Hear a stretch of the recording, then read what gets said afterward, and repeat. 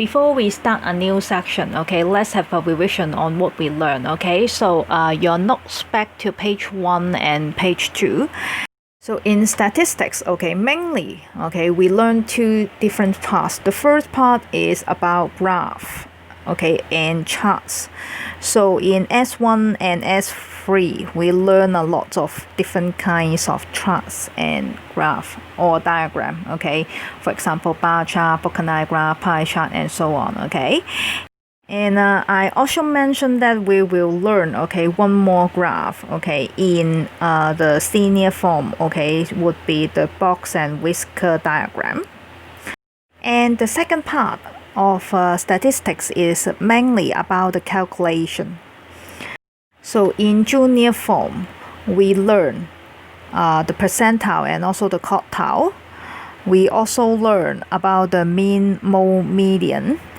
And finally, we also learn about the weighted mean. So this part is for the junior form parts, okay. And for the abuse of statistic diagram, this part should be here, okay, because this is related to the diagram, related to the graph. Okay, and then in senior form, okay, in senior form, we are going to learn, okay, these part. Okay, so would be the range, the IQR, the standard deviation, and also the standard score. Okay, so first of all, we learn the range. Okay, so we complete this part. And then second, we also learn the IQR, the interquartile range. And in this video, I'm going to skip these two parts first, okay? I would like to jump to here, okay? We will talk about how to put the graph first. Okay, so this is our first thing that we need to learn, would be the box and whisker diagram.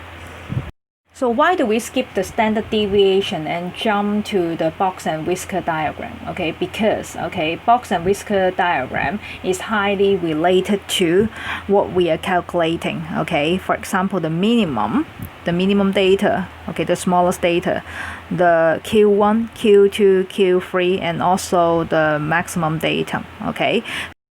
As you can see, this is how the box and whisker diagram looks like. Okay, so now we are going to do some questions, okay, related to box and whisker diagram and see whether we can plot the graph and also we can read, okay, any data from the graph. Okay, so your notes, page 17.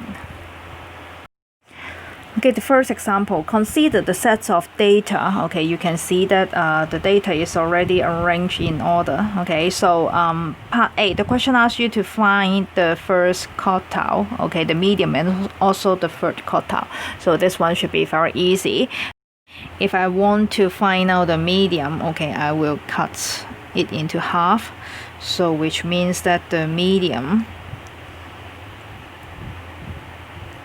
would be 18 plus 20 divided by 2, that means 19.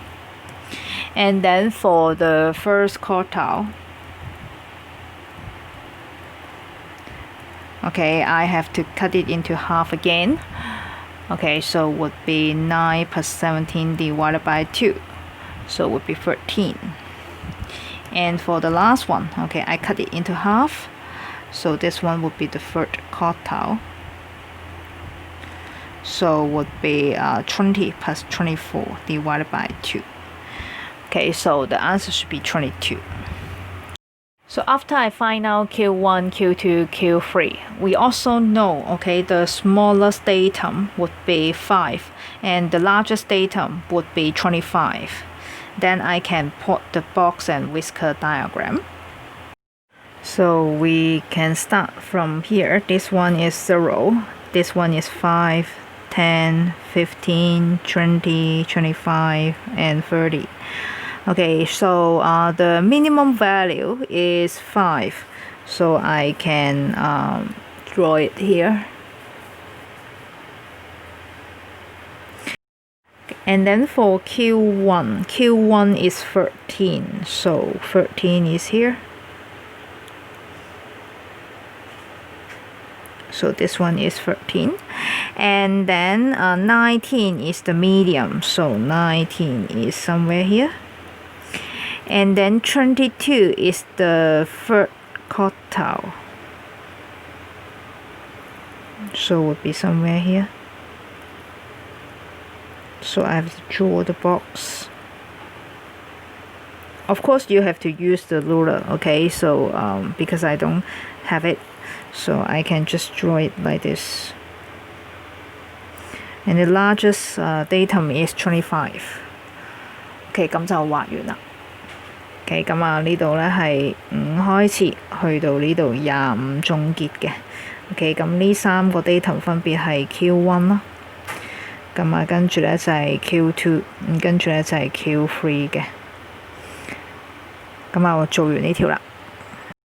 The next example, so given, okay, the box and whisker diagram, the question asks you to find out the medium, the range, and also the interquartile range.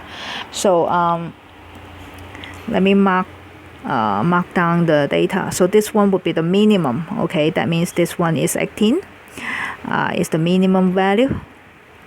And then the Q1 here, okay, is 22. And then this one would be 32, would be Q2. And then this one is 44. So this one is Q3. And then for the last one would be 50. This one would be the maximum value. Okay, so after you can read from the graph, then the rest should be very easy. So this is your notes, page 17.